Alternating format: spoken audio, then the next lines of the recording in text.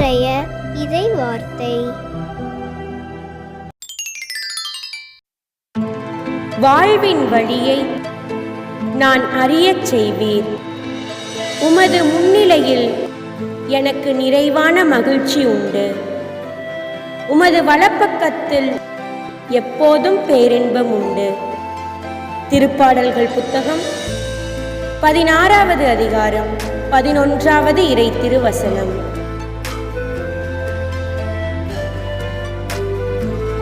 வாழ்வின் வழியை நான் அறியச் செய்வீர். உமது முன்னிலையில் எனக்கு நிறைவான மகிழ்ச்சி உண்டு. உமது வலப்பக்கத்தில் எப்போதும் பேரின்பம் உண்டு. திருப்பாடல்கள் புத்தகம் 16வது அதிகாரம் 11வது இறை திருவசனம்.